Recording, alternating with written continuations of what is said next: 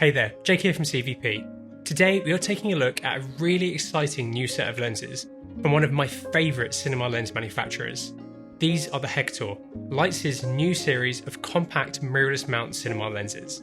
In this video we're going to show you the imagery that these lenses can capture, go through their features, and explore whether or not they could be the next lenses for you to rent or buy for yourself. Let's get into it.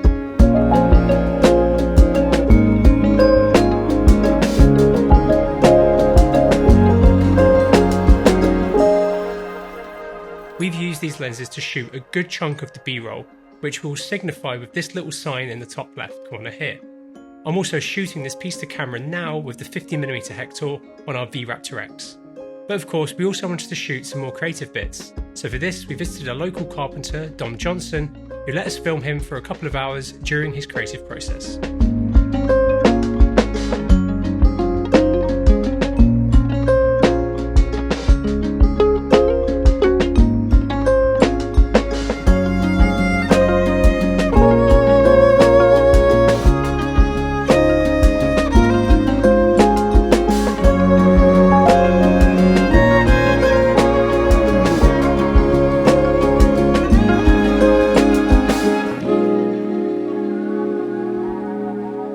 We managed to use these lenses on the new Raptor XE, which we released a video about yesterday.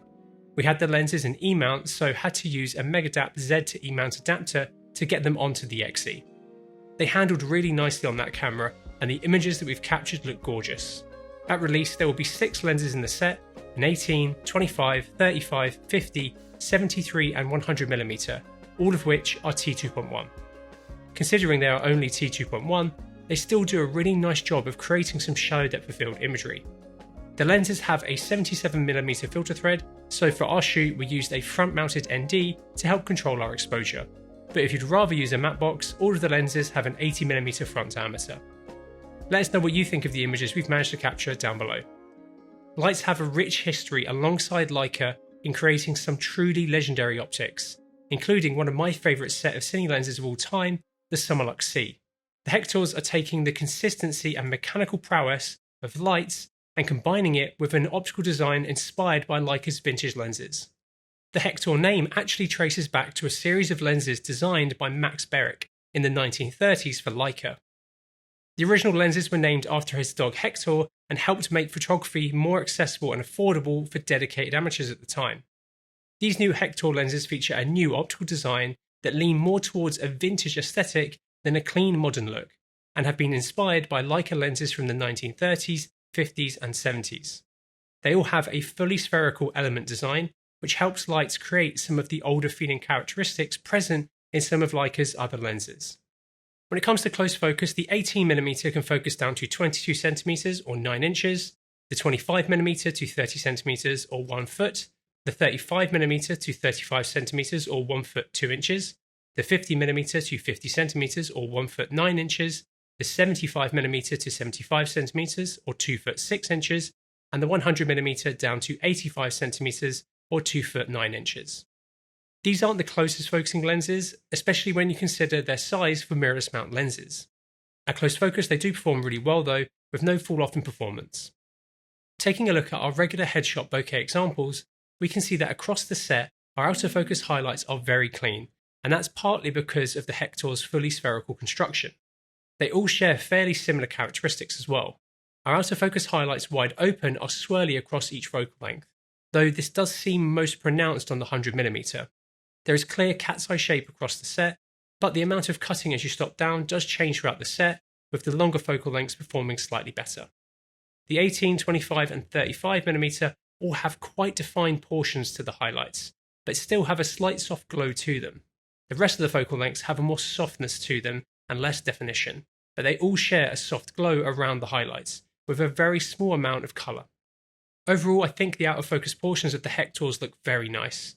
The way the in and out of focus areas roll off together is really smooth, and they have plenty of vintage inspired character to them without too much CA, which I really like as well.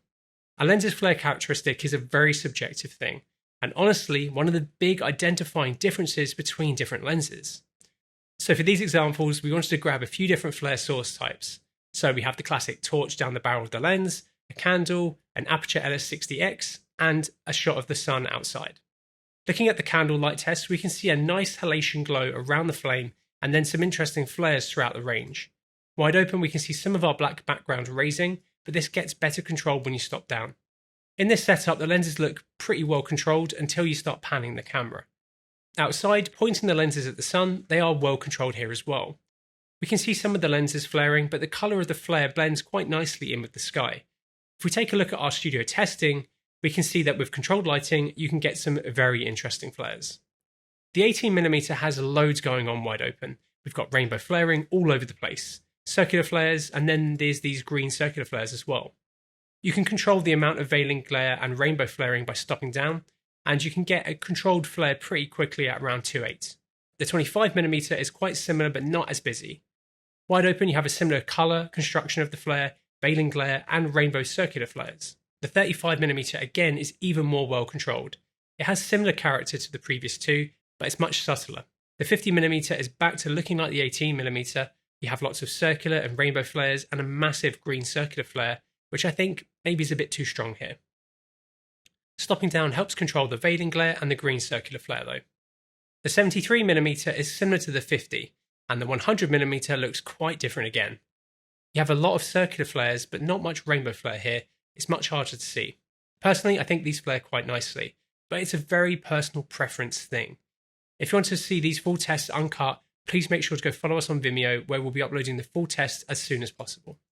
Right, let's have a look at how the lenses can resolve our focus chart. For these, we are using our Red V-Raptor X in 8K and moving our camera further away from the chart to try and match framing as much as possible. With each lens wide open, we focus the lenses just in front and beyond their point of focus to show how much axial CA occurs on them, and sometimes lenses will resolve best with a touch of CA, though you can find points with no CA.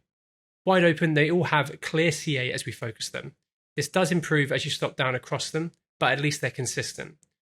They have also all been designed to have good center contrast and resolving power, but then fall off towards the corners of frame. This is partly because of the fill curvature that these lenses have. Some of the lenses' corners do improve as you stop down, but others never really get as sharp and contrasty as their centers. This fall off is quite a desirable trait for many with more cinema style optics, and it's pretty obvious how much these lenses fall off when we look at our chart here. These haven't been designed to be corner to corner high resolving clean lenses. They are trying to have more character to them. If you want to keep up with the latest and greatest kit, please subscribe to the channel if you haven't already. If you want to buy anything you see in this video, or want to get your hands on the Leitz HEKTOR or any other kit for that matter, head over to cvp.com where our experienced team is waiting to help you. These lenses are really unlike anything that Leitz have created before. They've been clearly designed from the ground up for smaller camera packages and solo operators. Leitz have made compact cine style lenses before in the MO8s, but they were essentially modded stills lenses, so it's great to see something specifically designed for smaller camera packages. The HEKTORs are a really good size, with them all being the same length and similar in overall size, apart from the 100mm, which is a good bit bigger than the other lenses. But fortunately, focus and iris ring placement is consistent across the set for faster focusing tool switches. The lenses have a very short 120-degree focus rotation, which shows again that they have been designed for solo operators and smaller crews. This is a really short throw that will make them nice to shoot handheld, but less precise when using them in a more traditional cine scenario, but they'll definitely still be workable in that environment. The focus and iris rotation mechanics feel much lighter than I expected from a Leitz lens, but it still feels very smooth and consistent to use by hand. On the barrel, you have both imperial and metric distance markings, but the positioning of them is actually a little bit different. Instead of them being on the top or on the left-hand side, they are kind of in the middle of those positions. In use, this does make sense, and I think it's actually a nice little detail of the lenses. With them being decently small, we also wanted to see if they could work on the DJI Ronin 4D, and all of these lenses balance and work well. The 100mm was obviously the hardest, but does balance with some finessing. This combination will definitely push the 4D to its limits though, so you may have some limitations at the extremes, but it worked okay from our testing. We had the lenses in E-mount, so used the DJI E-mount to get them mounted on. These could be a good option for productions looking to use the 4D. Here are their weights. They aren't the lightest out there, but aren't heavy by any means. We've managed to chuck them onto a few different camera packages, and they do feel nice on smaller and medium-sized video and cine cameras. The HEKTOR are available in a range of mirrorless mounts. The lenses we have with us here have their mounts unfinished, so they are brass coloured whereas the full production mounts will be silver. They will be available in Sony E, Leica L, Nikon Z and Canon RF mount.